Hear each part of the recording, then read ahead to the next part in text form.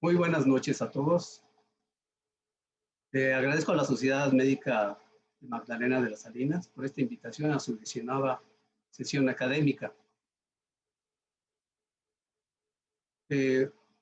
Hablaré sobre un tema muy importante para el tratamiento de la displasia residual en pacientes con secuelas de enfermedad luxante de la cadera. Debemos recordar que la enfermedad luxante de la cadera ahora se llama displasia del desarrollo de la cadera. Es una enfermedad que para nosotros los ortopedistas la vemos muy comúnmente.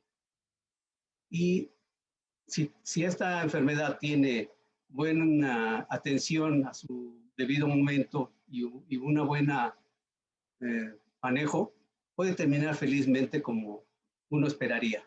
Sin embargo, en algunas ocasiones no es así.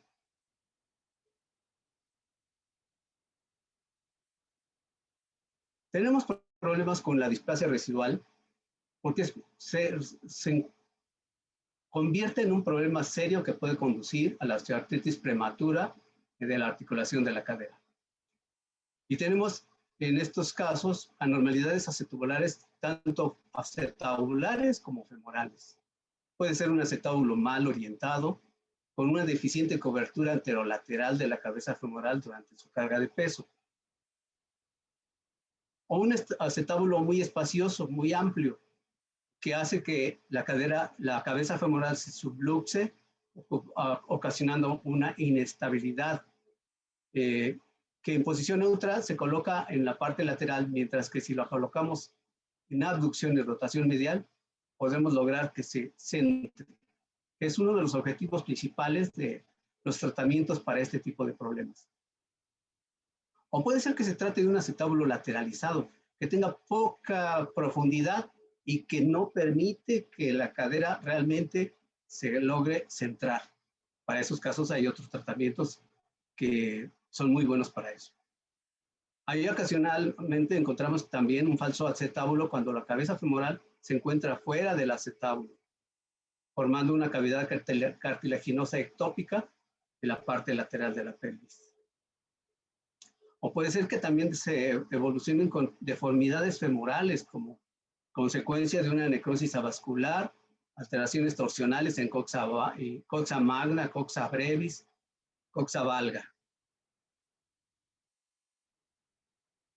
Y hablando en términos profundos de la enfermedad, la patogénesis de este tipo de alteración puede ser primaria, que puede ser influenciada por los factores genéticos y ambientales. O puede ser también ocasionada por una inestabilidad, ya sea porque la cápsula sea muy laxa o insuficiente, con un acetábulo poco profundo, con una limitada zona de seguridad de Ramsey, o porque también el tratamiento que se le otorgó fue insuficiente con una inmovilización no estable. También se encuentran en alteraciones con la reducción de la cadera incompleta por un tiempo insuficiente de inmovilización o una reducción inadecuada. Consecuentemente, encontramos necrosis vascular en esos casos de la cabeza femoral. La valoración de la enfermedad de la displasia residual la tenemos que evaluar buscando elementos en unos estudios radiográficos, como es el índice acetabular. Recordemos que el índice acetabular en el recién nacido tiene un promedio de 30 grados. Y con el desarrollo va disminuyendo, y hay una regla muy buena que dice que un niño de 24 meses debe de tener un ángulo acetabular o un índice acetabular de 24 grados, y de ahí nos podemos basar qué tan bueno o qué tan bien nos ha ido con el tratamiento. Ya cuando encontramos que ya se cerró el cartílago trirradiado, podemos echar mano del ángulo de Sharp. Y también debemos evaluar un centraje concéntrico, porque de ahí parte si hacemos un tipo de tratamiento u otro. A veces podemos necesitar un estudio que se llama falso perfil, que enseguida, más adelante lo comentaré. Cuando se trata de valorar el cuello femoral, podemos estudiar la anteversión femoral clínicamente en niños pequeños. O podemos echar mano de un estudio de una tomografía tridimensional que nos puede ayudar tanto para valorar la cabeza femoral como el acetábulo mismo.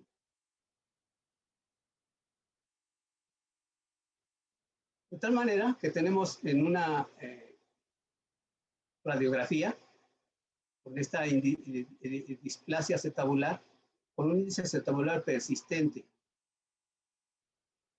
Y en esta otra no se ve por la pantalla, pero ahí tenemos que valorar el índice de Weber, el ángulo de Weber, que es más o menos en promedio de 25 grados. Pueden, en algunos artículos lo mencionan entre 15 y 35 grados.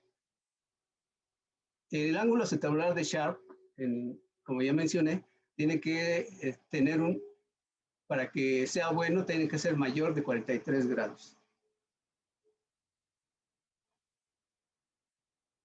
La anteversión femoral la podemos evaluar en pacientes esqueléticamente maduros por una tomografía computarizada tridimensional, tanto para el fémur como la cadera. Y el falso perfil de Kessner lo podemos estudiar con una técnica depurada para el radiólogo que nos permite ver la cobertura anterior de la cabeza femoral, como lo vemos en este estudio. En este esquema, aquí hay una radiografía donde se puede ver la imagen del falso perfil, cómo es que cubre perfectamente la parte anterior de la cabeza femoral.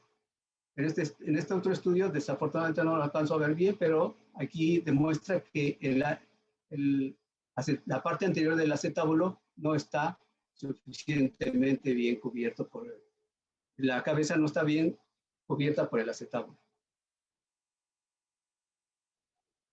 ¿Cuál es el objetivo del tratamiento de este problema? Es corregir la displasia acetabular, ya sea corrigiendo la subluxación de la cabeza femoral y radiográficamente lograr que una cadera normal al final logre una cadera normal al final de la madurez ósea. Con esto prevenimos las enfermedades articulares degenerativas a futuro. Aquí tenemos un esquema de algunos dibujos de los métodos que se utilizan para estos casos. El más utilizado son las esteotomías de Salter, las de Pemberton, la de Chiari, aunque aquí se mencionan diferentes tratamientos. Los métodos de tratamiento para la reorientación del acetábulo, la más común es la de Salter, y tiene con esto cubrimos la parte anterior y lateral de la cabeza, de la cabeza femoral, y debe de cumplir varios requisitos. Debe de tener una cadera concéntrica, debe haber congruencia articular, se debe liberar todas las contracturas musculares, tener un buen rango de movimiento. Está indicada en pacientes de año y medio a los 6 años, aunque tenemos casos en la literatura de que se puede hacer en pacientes de mayor edad, con una técnica bien definida. Como podemos ver aquí, para poder saber que tenemos una cadera concéntrica, tenemos que hacer abducción de la cadera para que lo que está subluxado se centre en forma adecuada y poder corroborar que sí es un caso excelente para el tratamiento.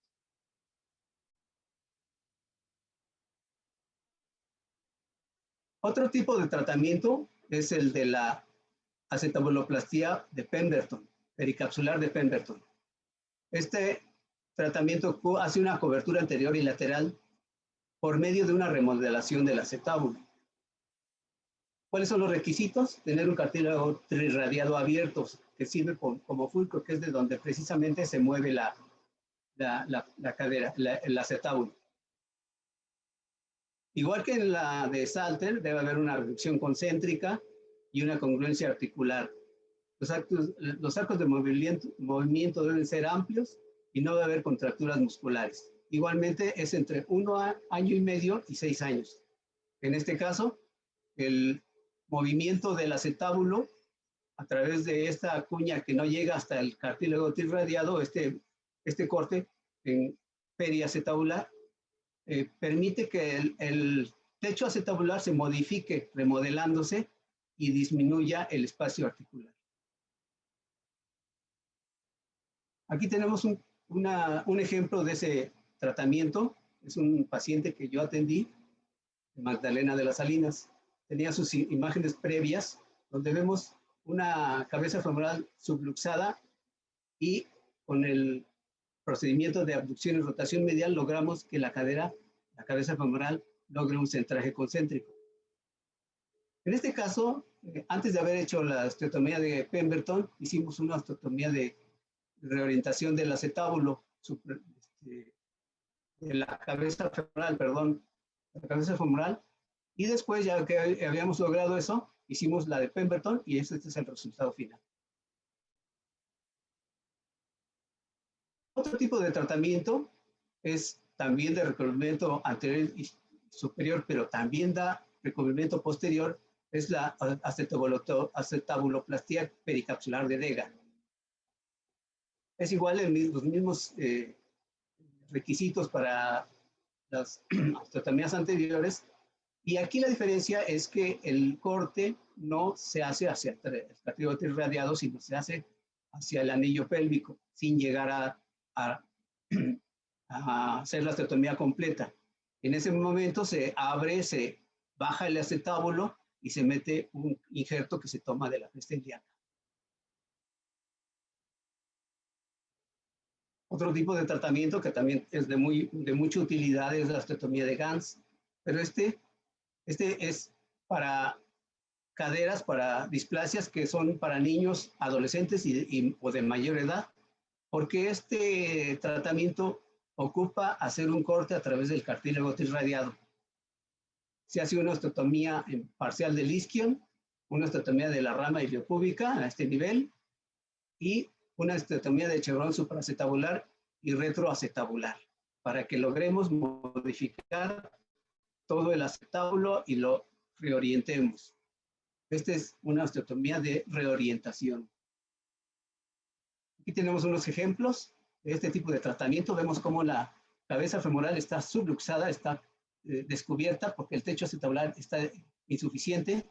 Hay una poca profundidad del acetábulo y haciendo una posición de abducción y rotación medial se logra mejorar este tipo de cobertura, y este es el procedimiento realizado para lograr que cubra bien los techos en la cabeza femoral. Hay otro tipo de tratamientos que se utilizan para mejorar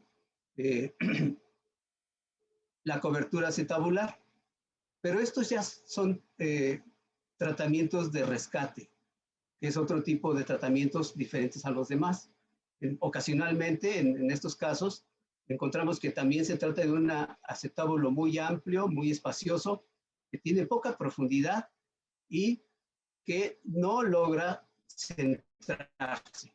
Este es uno de los requisitos para poder hacer un tratamiento de este tipo, que son caderas que no se logran centrar y además no deben de ser demasiado altas porque tiene que ser un plano bajo para que el corte, que es diagonal hacia 10 grados hacia la parte superior y medial, no llegue a la región de la articulación sacroiliaca para no dañarla. Y con esto se desplaza el fragmento medial, el fragmento inferior se desplaza hacia medial para poder hacer un techo acetabular, y esto a la postre se rellena de cartílago fibrocartílago, mejor dicho. Y este es un resultado favorable que termina en este caso. Otro tipo de tratamientos que también son de rescate son las osteotomías o las repisas o las acetabuloplastías de repisa. Esto se logra mediante un aumento de la capacidad del acetábulo deficiente. solamente en casos cuando el fondo acetabular es muy displástico, con poca profundidad y no logra centrarse. Son caderas que duelen, que el paciente se queja de mucho dolor y si están demasiado altas, sería un buen tratamiento para dar cobertura suficiente y disminuir la carga. Aquí tenemos un ejemplo de este tipo de tratamientos donde se ve la falta de cobertura lateral y la falta de la cabeza femoral descubierta. Y se ha hecho una osteotomía, una plastía de repisa, y este es el resultado.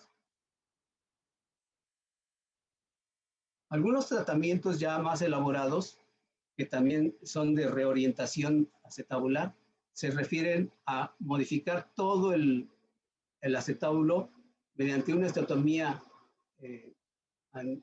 como si fuese la de Salter, otra osteotomía a nivel de la rama iliopúbica y una a nivel de la rama isquiática. De tal manera que se modifica todo el contorno acetabular, se reorienta y tenemos que da una cobertura suficiente para mejorar esta situación. Tenemos un ejemplo, como vemos que falta cobertura en este punto de la cabeza femoral, y aquí está el resultado de haber hecho la osteotomía. Cuando se trata de osteotomías femorales, también tenemos que evaluar el hecho de que sean caderas que no tienen buena cobertura acetabular porque la cabeza está, el fémur está muy valgo y da una subluxación lateral, con una anteversión excesiva y produciendo una subluxación anterior, o una combinación de ambas que da una subluxación anterolateral. Para eso necesitamos hacer, esta alteración se observa una anteversión femoral persistente con una línea de Shenton discontinua y ángulo de Serre-Weaver disminuido. El centraje en posición de abducción de 45 grados y rotación medial de 30 grados mejora la situación en niños, sobre todo en menos de 4 años de edad. Y esta es una secuencia de un tratamiento para la osteotomía femoral, donde vemos precisamente el Shenton roto. Vemos cómo hay una displasia acetabular importante. Hacemos una artrografía donde vemos que hay un buen techo acetabular cartilaginoso suficiente, pero que necesitamos corregir el valgo para poder centrar la cadera. Se hace la osteotomía y esto es el resultado final de estos casos.